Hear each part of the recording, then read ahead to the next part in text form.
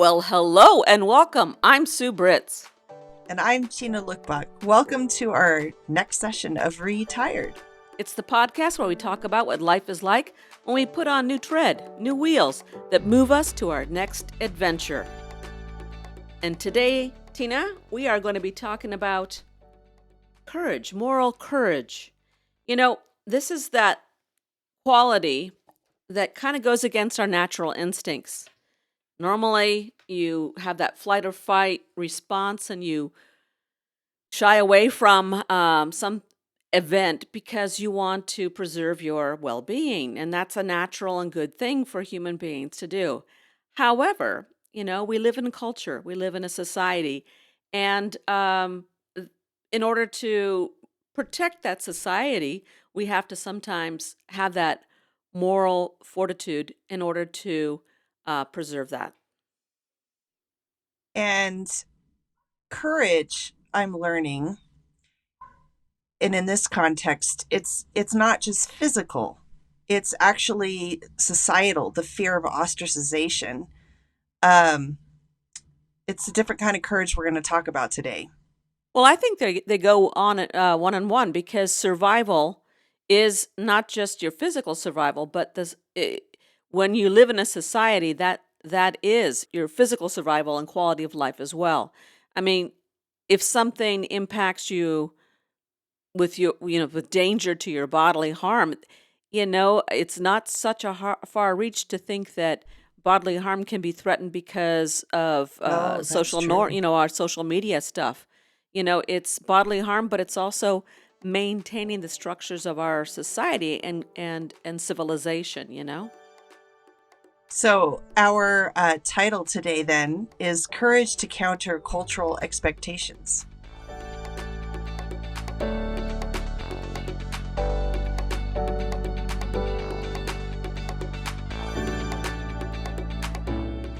So how this all came up, our topic, was my daughter sent me a little trailer for a documentary by John Robbins, who is the son of the Baskin-Robbins owner and founder and multi-millionaire, if not billionaire.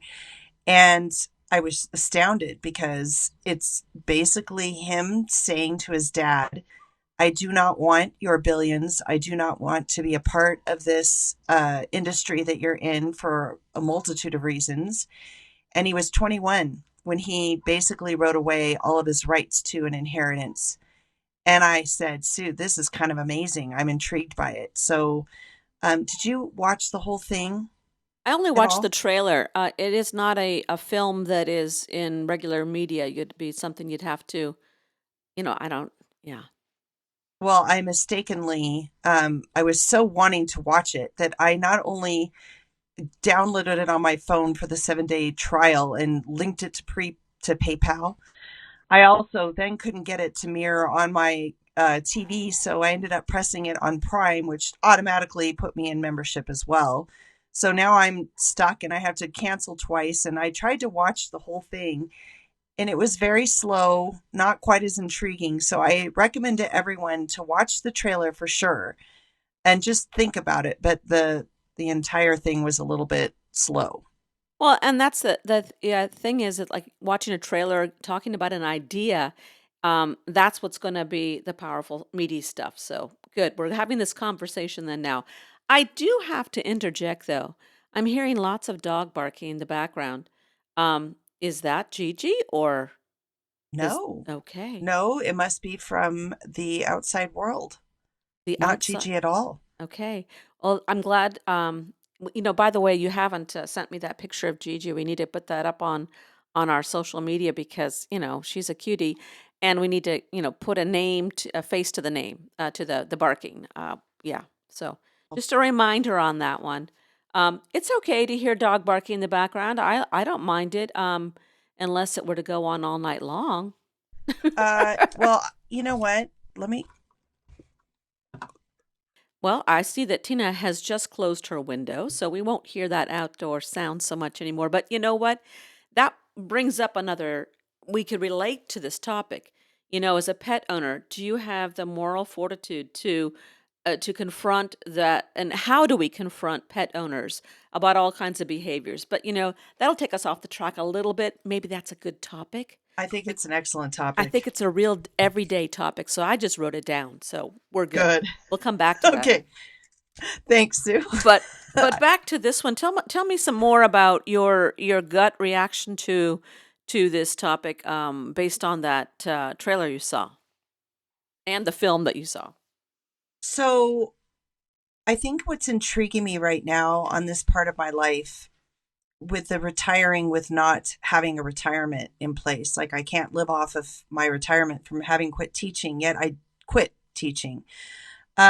It's taken me down a path of a different way of looking at money and what my true values are in life. And I think that's why I was so intrigued, is that all of us are designed to want, at least in our society, it promotes it, to be successful monetarily, and that's kind of the carrot that we should all be following in our society, at least in California for sure, especially Southern California. So I was in awe. Like, here is this man who's walked away from it all. And it also kind of brought into my own world because, as you know, my ex-husband had a whole bunch of rental properties in Orange County, and we were going to be very comfortable. And I walked away, and I realized I too actually walked away from inheriting because it didn't align with my values. And I realized that money isn't the foundation to happiness. And the more I'm studying this and listening to different podcasts and things, money is not the end all.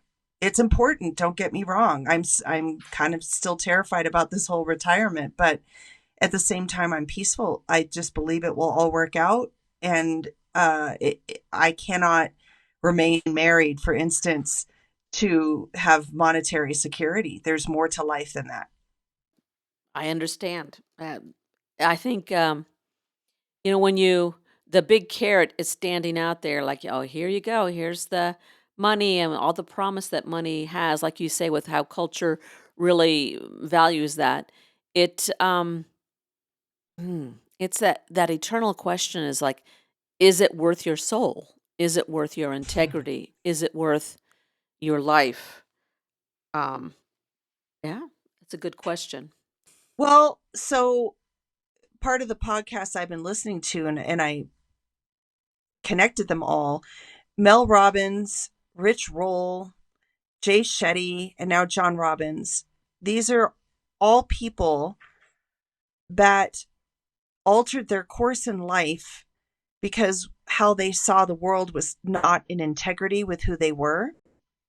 So like Mel Robbins, I think she started off in a lawyer's office. So did Rich Roll. And Rich Roll became an alcoholic, kind of trying to numb all of the feelings of not wanting to really be a lawyer, but wanted to get parental approval. Same with Jay Shetty. He wanted to follow the path until he saw a monk come and speak in his high school. And he too was, in that progress of how we're taught. You go to school, you get a great education, you get married, you have children. And Jay's like, I'm not so sure about this. I think I want to become a monk. I'm intrigued by this. I don't want to follow that path. So these people that I've been listening to, I realize they've all taken a step out of what we're supposed to do. And ironically, here they are making millions of dollars following their integrity. I find that interesting. And looking at, I sent you an article recently about Melinda Gates.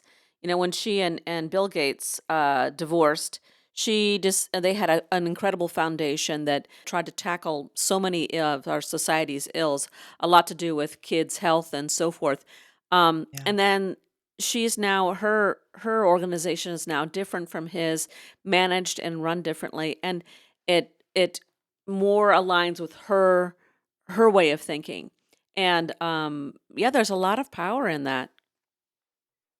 And again, she's following her integrity. And I think maybe that's the biggest thing as we evolve as a culture, as a species, is learning to work outside the clan. So you kind of stepped in on this in order, and Brene Brown talks about it too in her book Belonging.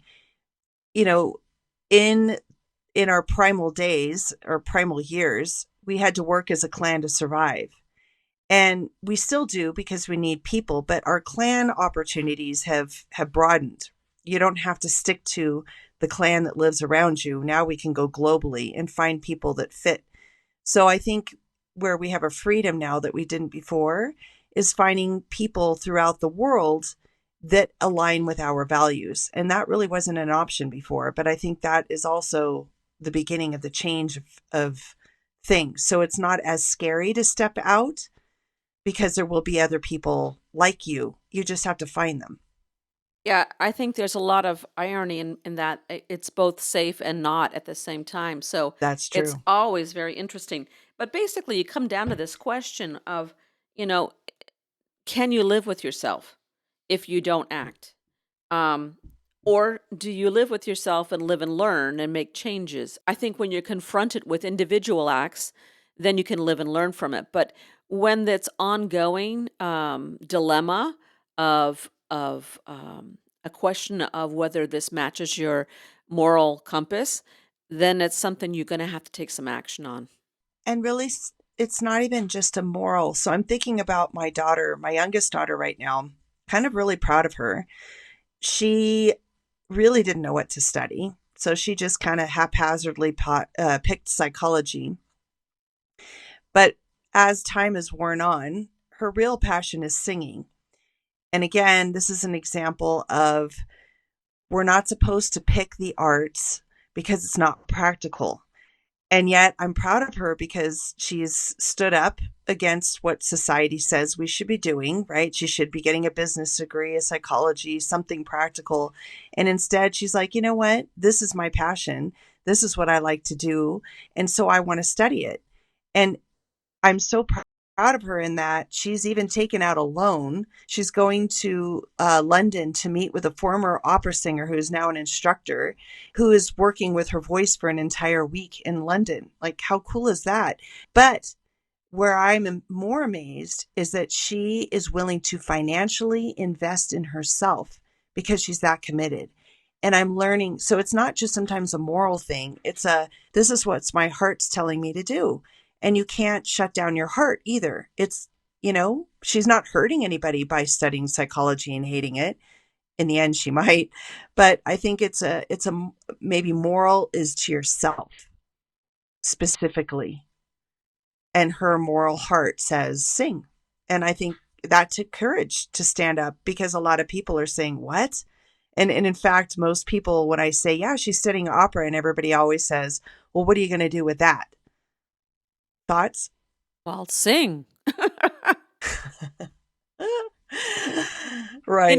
What I found, one of the basic truths about education, about learning, I think I found, is that, you follow your heart's content or you follow society's expectations on you. You take a path and it leads to where it leads. And often it doesn't even lead where you thought it was going to go. That so many people who have a major in this or a major in that end up doing something totally different. And that's all, what you do by doing that is you bring all these different components of who you are to whatever it is that you decide to do. And a lot of this presupposes a lot of privilege too, I have to say. I mean, we're talking about that higher True. level, higher education and wonderful experiences. It takes You're right. yeah. I mean, there is a higher duty then, a responsibility to when you're given or you live in a place of privilege to then keep moving forward and then contribute and be a part of society. And I think that's part of what your convictions are too. And I want to point out something that I've learned as well. So yes, there is so much privilege, but I am learning some of our biggest inventors, some of our biggest billionaires did not even finish education. And I'm not talking about nowadays. I'm talking Henry Ford. I'm talking about Edison. I am astounded. And I think, and I've always felt this, that if you have the drive and the passion, you'll make it happen. And I think it's not always the privileged that get to steer the course. It's just finding the thing that ticks the greatest in you. If you have the ability to find it, I think is the most important factor. Well, I agree, but definitely privilege is part of it. I mean, being a white male, like Mm, that's you start off with some privilege, and we forget this sometimes. you're right. I'm not taking anything away from anybody, but when your starting point is a higher starting point, I think well, you've got to follow your passion, follow your dreams, and take it somewhere because at some point you will the path may deviate and you may end up going somewhere and doing something different. But when you continue with that drive, someone with that drive and passion is going to have a very successful and meaningful life. So that's what it's about. So I'm going to ask you a question, Sue. Um, we don't lose who we were when we were young. And what was it again that you studied and did not do for multiple decades? Television, radio production, and Spanish. And where are we now? We're doing a podcast. Which requires A lot of passion and and media time. and social, and you've had the training. And so what I'm saying is, I think part of, I don't know, the human experience is sometimes, like you said, we go off in different paths and end up in places we didn't expect. But I do feel that we come back to what we always should have done. And I find it very interesting now. When I graduated, I too loved the Spanish. I did the Spanish. My plan was never to become, as we both talked about, a teacher. I was going to work abroad. And isn't it interesting? Now I'm creating a business that has everything to do with a Spanish speaking country. So I'm realizing we get derailed and then we end up coming back to really what is it that we always wanted to do? And we're both sitting here doing things we've always wanted to do. But it took decades to get there.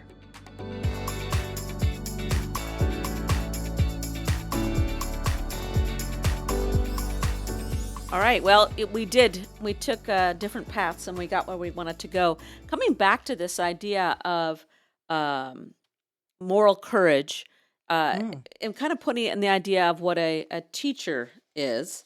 You a lot of what we do as teachers, of course, is teach content, but so much more, especially in well, I would say any grade really, is to teach young people, model for young people, and allow them to question and figure out, who they are in society and what is society, some basic principles that society values. So when you see a kid at school being bullied, there's lots of things you think about as a teacher. One is, is the person safe physically? That's the first response. And then, as a teacher, we are empowered with this expectation as our role to intervene, to see it and intervene right away, which is not always the case. Some kids don't necessarily see or interpret something happening as a wrong or unsafe behavior. But then you intervene and you take care of their physical safety, but then you've got to work on, you don't stop there. You think about their social security, their emotional security, and you have to question and monitor that as you go through. When you take that out into society, doing it as part of your job with kids to help form them, that's one thing. But when you step out of that job and you go out into the world, I think you and I as teachers, we've done this. I think many teachers will relate to this, that you go out into the world and you see things happening and you want to speak up, and you do. We mentioned last week, I think it was, that some kid in a restaurant misbehaving. that's more of like a very small detail, but there are other things that go on in society. And w- what is it, I wonder, that makes people speak up and risk their physical Wow. well-being and their emotional well-being and their place in society? What makes them speak up? It's What's that moment that they take action and put themselves on the line? I guess it's when you've seen something so wrong for so long. But you're right. But why don't we all do it? Why is it that it takes a very special human? What is the turning point for them that creates movements? You know, we can all stand up for things, but most of us don't. And then the ones that actually succeed in the greatest things, like what makes them different from, let's say, you and I? We both have had courage. We both stand up to certain things. But what is that person? Well, I wonder what it is in them. That would be interesting. That makes them go to the next level, to the level that most of us never would reach. Well, That's a good it's a question. good question, but I'm just thinking on the everyday thing. I mean, there's so much going on, and when you don't call out bad behavior, um, then I think you're condoning it. I think one of the components is believing that by intervening, you can make a difference. If you don't think that that's going to work, then you probably aren't going to intervene. That could be a component for sure. Um, there's another part though. We're so I think that many girls and women in particular have been acculturated to not confront and to absorb a lot of bad behavior. True. So we've experienced these moments where you finally say no, no, no, and you stand up. What is that moment where that happens? What crosses over? Maybe it's the culmination of multiple offenses. Um, Yes. Not sure. I think it's when the pain has become stronger than if you leave it alone. Like the pain just gets so strong that you can't let it alone anymore. That's when it changes. So Ooh. you could tolerate until it is more painful to tolerate than it is to stand up.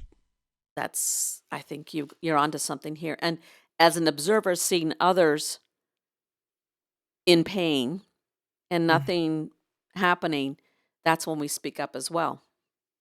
You know, it's interesting. This last teaching stint at my old high school, there was a student who had been bullied since elementary school, and he told me about it. And I think that was one of the things that I became a teacher for, to stand up for those that have been bullied. And there was an incident in the class that was just unbearable. And I finally kept pushing it, and I wouldn't let it go because I thought, how many years is this kid going to have? He has 4 more years, he was a freshman, to endure bullying from this particular child who never, ever got reprimanded enough to make a change.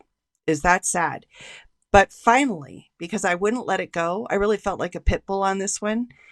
Finally, I pushed it to the point that they actually got a restraining order on the bully, and the police got involved. And I thought, if nothing came from that experience other than protecting that one child so he had the opportunity to know what it's like to go to school without bullying with this particular child, that was a win. And maybe that was my whole purpose to be there and why I was put there. But um yeah, and it was witnessing another's pain. That's what I'm getting back to. It Yeah. was witnessing his pain and nothing being done about it. Yeah. That's powerful.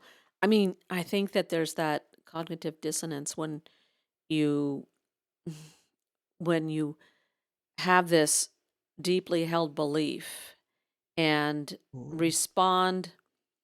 I think it's easier to respond in that role as a teacher Yes. because you have that expectation of your job, but you also have some, not a lot, but some backup, some support on that, where we can call out those wrongs and use the tools that we have and the systems in place to protect children to make that difference. And my only hope is then that that we become capacitated in doing that for ourselves in our own lives. Because when we, if you ask me, we've talked about it here, is, we're non-confrontational. And yet we just talked about being confrontational for children, on the behalf of children. Yeah. And so that's the thing. We have to start speaking up for ourselves. Correct. And understand that we are in pain, and then confront and put the boundaries. I think I'm listening to a lot of young people, my daughter's age and younger even, and in their relationships, they're learning how to say what they need to say and put those boundaries. And men and women are hearing that better than in our generations, where there just wasn't like a concept for it. Now the beautiful thing is that there's a concept for that now. And so we have to keep moving forward.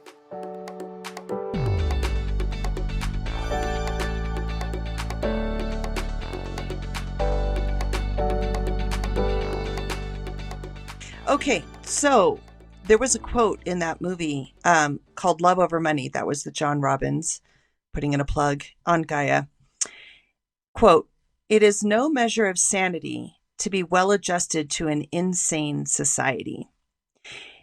That moved me so much. I actually took pictures of the closed captioning so I could talk to you about it today. How do you feel about our society at large? Would you call it rather insane?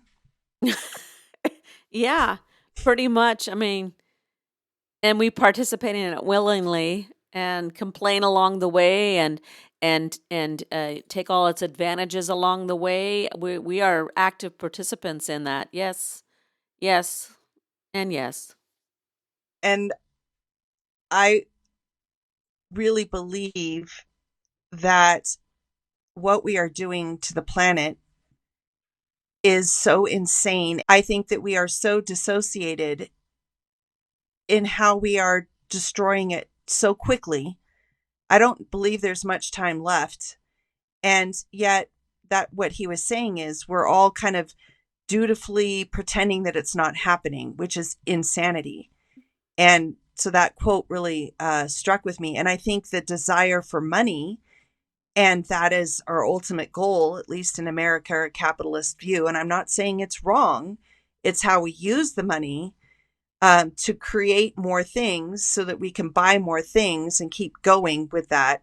And that's ultimately the destruction, which then leads into my thought where I feel so powerless as a single human that we need something bigger. We need to start having politicians step in and say, we're cutting down on this, we're cutting down on that, we're going to replant this. Like, if we don't have leaders throughout the world, then it's never going to stop. And I just wanted your thought on that. Well, that's a tough question, tough situation. I think it is one that we're all saying the same thing on, where we're all disgusted by it and worried about it and understand it. And yet it's kind of like the fall of the Roman Empire. You just kind of ignore it and it happens around you. The consequence here, though, is that it's not just about ourselves. It's about the actual planet and all of life that lives on it. It's so big that it's so hard. And to correct it would take authoritarian systems that we as a democracy don't support, and we wouldn't trust those people who are products of an insane society to do the right thing. It's almost like you're hoping that extraterrestrial power will come down and say, "Hey, we noticed your planet's about to be destroyed implode, and we'd like to help you out, and here's how we're going to do it." Well, I'd never thought about an outside from the planet source, but I'm now going to hope that there is something like that out there. Well, it's a fake hope, just like the fake well, hope. Well, of course it's fake, but I'll take it. Well, and it's like a fake hope that we're actually, as human beings, going to actually do something to try to save not only ourselves, but the entire planet. I mean, I feel very hopeless as well. Yeah.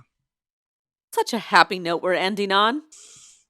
Well, actually, let's not leave on a negative note. We'll pick up with the second episode where we'll talk about the courage to counter cultural expectations and moral courage in a bonus episode for Monday.